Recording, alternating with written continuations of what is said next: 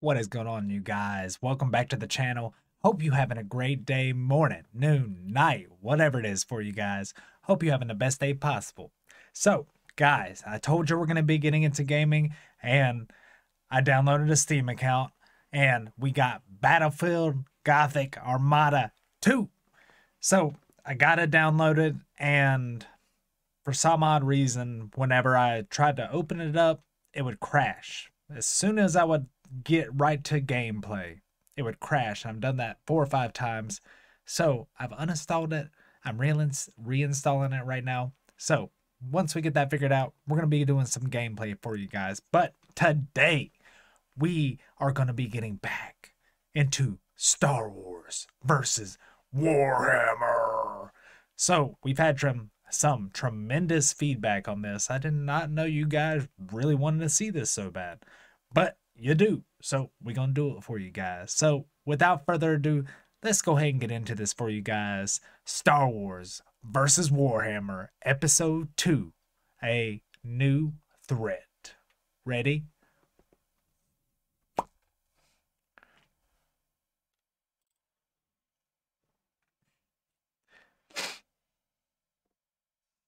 I wonder what's going to happen this time, you guys. Let's find out. This video is not monetized. Now there's a foe worth fighting. A long time ago, when the galaxy far, far away.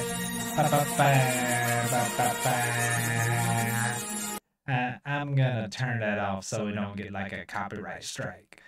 All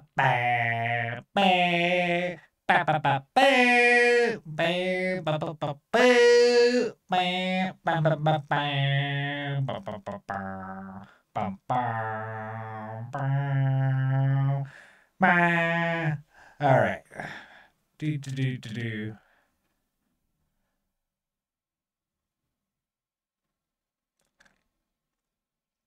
Are we done with the music yet? No, we're not done with the music yet.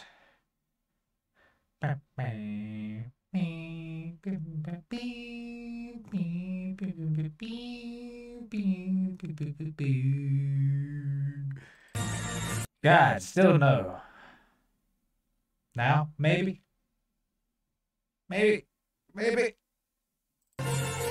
What? Screw it. We're just gonna leave it.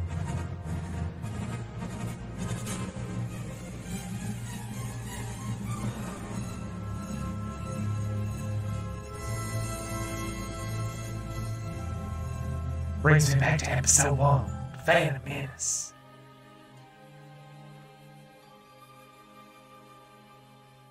They had been stationed within System K749 for 2 weeks now.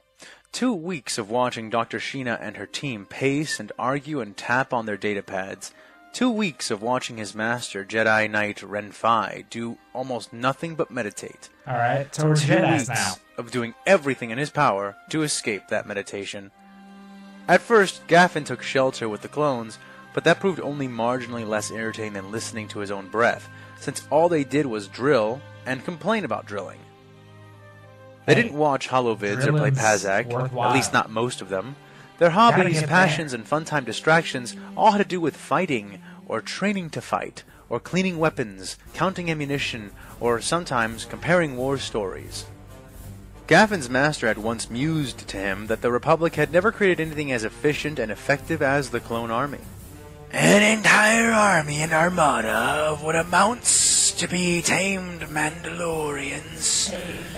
The Republic will never lose another conflict due to strength of arms. Maybe that was true, maybe it wasn't. Gaffin was no expert in Mandalorians, though he figured his former acquaintance, Ahsoka Tano, would know a fair amount by now. He had known her as a learner before she had been taken for training under a proper master, and he had heard of her exploits in regards to that nearly extinct warrior culture. More troublingly, he had also heard that she had chosen to leave the Jedi Order, though he knew only a few of those details. His pondering was interrupted as a group of clones entered the hallway he was looking over, led by his master. The Padawan barely moved, only tucking his feet closer to his chin as he watched through the small grate above them, and listened. We've checked the entire ship, General. I'm not sure the boy is still even present on the Honor Hound, said Captain Kraken. Even as he spoke, the clones behind him were clearly looking for Gaffin, peering into spaces where he might fit and opening the maintenance access panels as they passed. Here. We've looked everywhere. He almost laughed. They'd never find him like that, and they'd never even believe he could fit into the ventilation system, much less check it. He is here, Captain. I can He's see. just slacking off, said Renfai with a shake of his head. What are you going to do when you find him? The captain asked. The Jedi General shrugged. I suppose I'll have to force him to make up for all the lost time he wasted. 3 days of isolated meditation will do us both some good. 3 days. Gaffin's blood ran cold in time with Captain Kraken's whistled reaction. Not pulling any punches this time, eh, sir? The clone captain said with a snicker.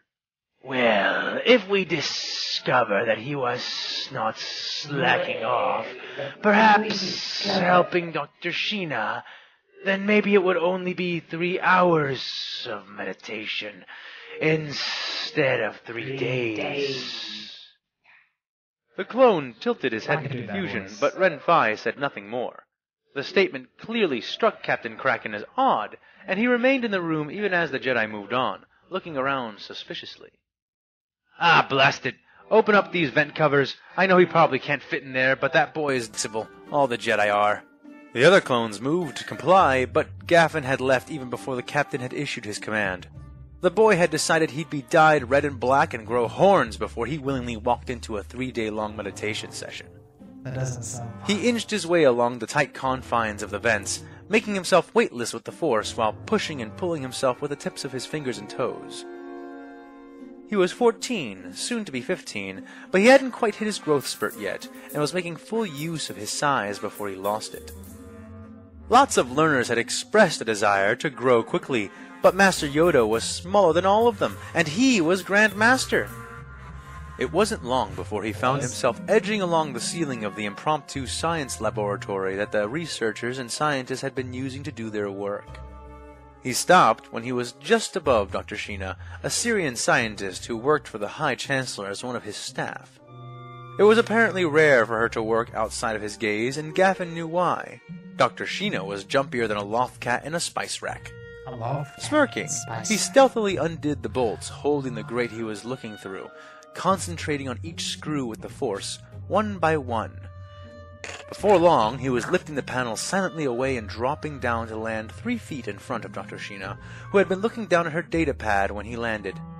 Almost walking directly into the Padawan, before pausing and snapping a scowling face up at him, she did not react well to his presence. "Hey, Doc, how's it?" she screamed, so loud and so suddenly that Gaffin almost didn't precognate fast enough to cover his ears. Every one of the beings in the room dropped what they were doing to look over at the pair, a sudden stillness taking hold. Gaffin smiled sheepishly, and was about to say something in an attempt to break the tension, when 8 clones shoved into the room, rifles out.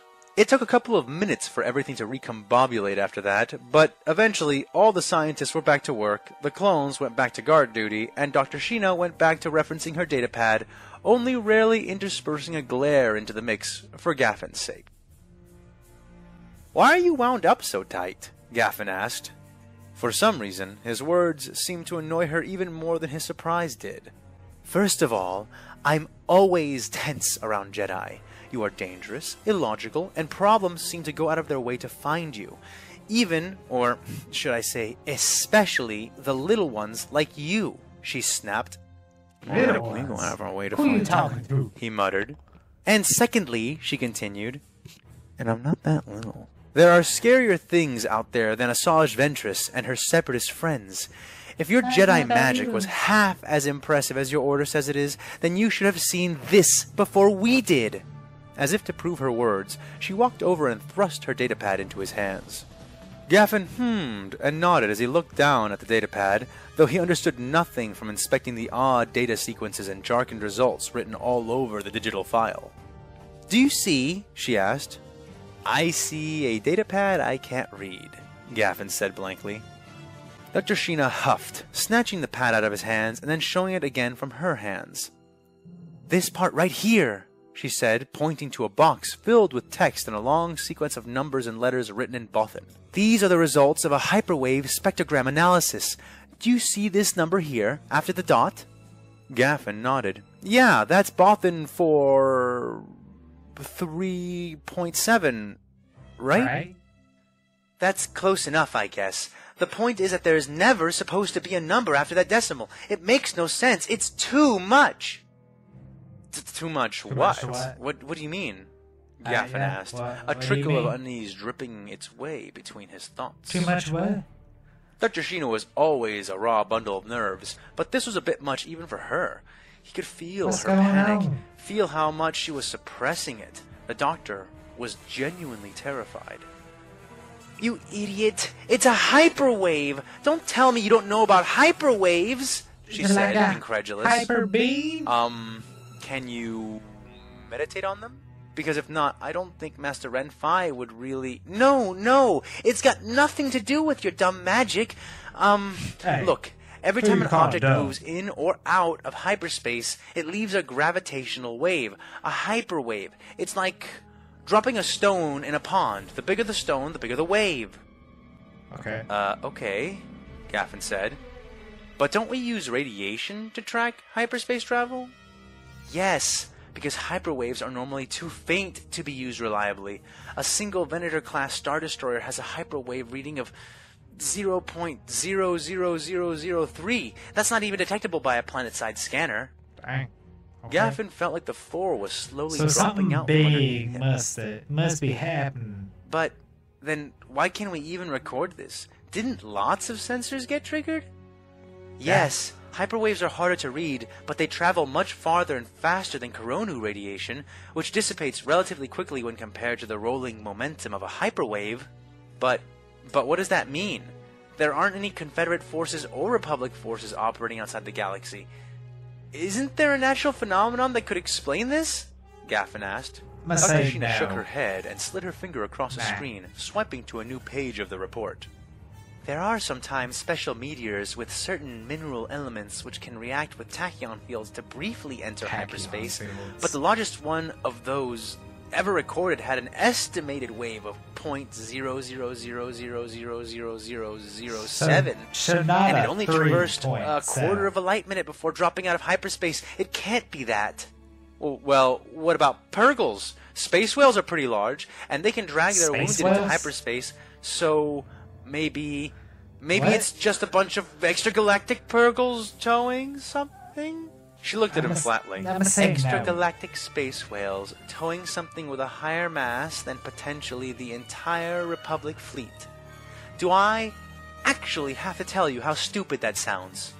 Well, it's not some giant monster, so what are you even so scared of? The unknown? Gaffin shot back. No, you discount parlor trick salesman's apprentice. Think! It's not natural, and it doesn't belong to us or the Separatists. Think that... He stuttered, flustered and blushing, but drawing a blank. It's a fleet! She shouted. An extragalactic fleet! A huge fleet! A veritable solar system of stuff just got thrown into close orbit of our galaxy, and it is most likely stuff that belongs to someone. Understand? Gaffin felt chills. Well, wait, he said. How do we even know they're dangerous? She looked up from the pad, showing him a huge red radius near the system. A line underneath it said, Projected Movement Potential. We don't. What we do know is that they have a larger fleet than us, than potentially any single military to date, and that is as good as knowing they are hostile. Gaffin said nothing after that, letting the information be absorbed into him. So, what are you doing now? He asked, almost numb. We are trying to figure out exactly where this fleet is supposed to be right now, she said, tapping away in a frenzy. Aren't you going to report this to Master Ren'Phi? What for? I already sent a report to the Chancellor, and I told you, you can't do anything about this. You might as well not be here. We're too far from the fighting to get clone reinforcements all the way out here, not for a week at least, she snapped. Well, no, we can't do anything by ourselves, Gaffin admitted. But we could, negotiate for help from nearby systems. Reinforcements, maybe? They don't have to be clones, he ventured.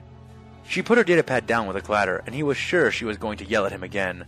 But when she turned back to look at him, she wasn't glaring at him. Well, she wasn't just glaring at him. She was also blushing. Oh, frag, right. I guess we could do that. It had been nearly a week since Orion and his allies had been stranded in deep space by the failing of the fleet's navigators.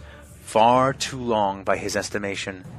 The chapter master had watched as every single three-eyed psyker across his broad fleet, and those of his allies, reported the same horrid chime. The Emperor was dead. There could be no other truth. At least this was what they howled as they were dragged from their viewing ports and sight stations. The problem behind this was twofold. Firstly, word of the Emperor's evident demise was spreading panic and heresy through the fleets like a plague born by words. Fed by the fear they faced in their becalmed state, it had been all Orion could do to instate order where he could and flush chaos into space whenever he found he was unable to subdue it. Secondly, whether the Emperor was dead or distant, the navigators were almost entirely useless, and that left them floating in the void with nothing faster than a beam of light to travel by. It would take them hundreds or thousands of years to reach the edge of the galaxy at materialistic speeds. He needed warp travel back online, and he couldn't wait around for the navigators to get a hold of themselves. Already, Chapter Master Javik Thune of the Crimson Razors had departed with his entire chapter fleet, along with nearly half of the Astra Militarum and a quarter of Battlefleet Zektek. He didn't know whether to call the man a fool for charging into the warp without navigators, or a visionary for doing what Orion was about to do now. Black Templars and their unofficial successors were not known for their tact, discipline, or patience, but galaxy be damned if they weren't decisive. Sir? Asked Brother Tordennis. He stood behind the HoloLens operator, waiting to be signaled to begin. Orion felt his face tighten, but nodded, standing to address the glossy obsidian lens pointed towards him by the tech adept and his boxy contraption. When the ancient space marine saw the blue light on the surface of the device flicker to life, he began to speak. Brothers of the Skywatch, cousins of the Tempered Hands, allies of the Astra Militarum and Battlefleet Zektek, it is time for elucidation. All of you have heard the damned portents cried out by our navigators, and I have now gathered enough information to say with certainty that the truth of our situation is far stranger than we could have expected, yet less dreadful than we may have feared. Tell us. Our astrogators have been manually observing and cataloging the constellations around us in an attempt to discern our precise location outside of the galaxy. And we don't know where All we of their are. findings return with one conclusion. The constellations are wrong. Either the universe itself has been impossibly rearranged, or we are not looking at our own galaxy. Our attempt to breach the Cicatrix Maledictum has somehow resulted in our forces being transported unthinkable distances away from our Emperor. He is not gone. We are. We are. He paused then, Not letting in his Kansas words anymore, sink in Turbo. before continuing. Now that we know what situation we face, we have only one recourse. We must enter the nearby galaxy and take stock of our new situation once within it. Perhaps we shall find a way to return among these strange Get our butts stars. back home. And if not, it may be that we were meant to arrive here first and prepare the way for our Imperium to come. In either case, I call now upon your courage, your faith, and your strength, for we will need them. There shall be no reinforcement, no resupply. The Codex says nothing about this kind of situation, nor does any other protocol. Our path is ours to carve, lest it be carved into us instead. Fate has thrown us far from our undying Emperor, and expects us to wither under its burden. But we But fate is a shall fool, not. for fate does not yet understand that distance and time are mere petty obstacles when faced with the determined faith of the Imperium of Man. He took his Dang, seat then, this writing is watching the good. lens adjust to track him. Steel yourselves. We go forth to find the unknown and make it kneel before the will of man. Faith is the duty of the righteous, and only in death does duty end. Go now, and prepare to do yours. Only in death. He nodded, and the light flicked off. Orion turned to look at the line of his assembled captains, standing near the back of the room. Send out the orders to redeploy the navigators. Chain them to their stations if need be. All I need them to do is give us a direction and keep the ships near each other. If they won't or cannot, shoot them. Ensure the replacement is present. And if the replacements do not capitulate, asked 5th Captain Anar Solston. The chapter master turned his bright yellow eyes on the man, intense as twin rings of unblinking stars. We are departing via warp space at 1300 hours sharp. This will not change, whether we have navigators or not. We got one. Whether they like it or not.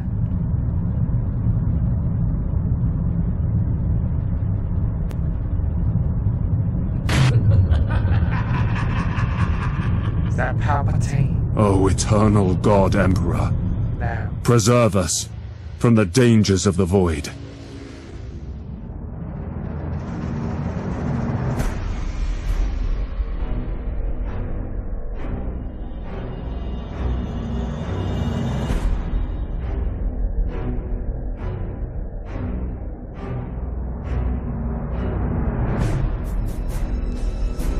Into the wall.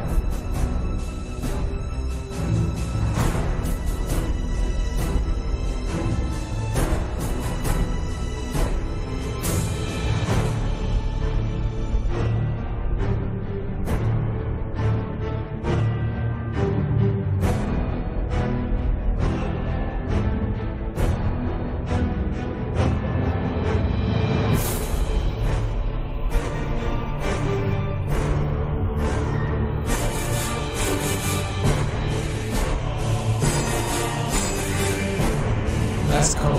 That's very cool.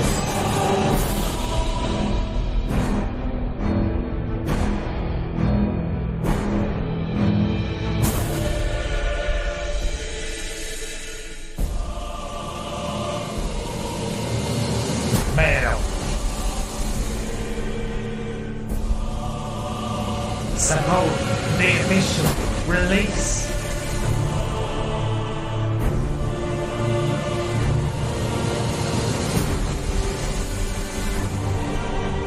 Fan with too much time.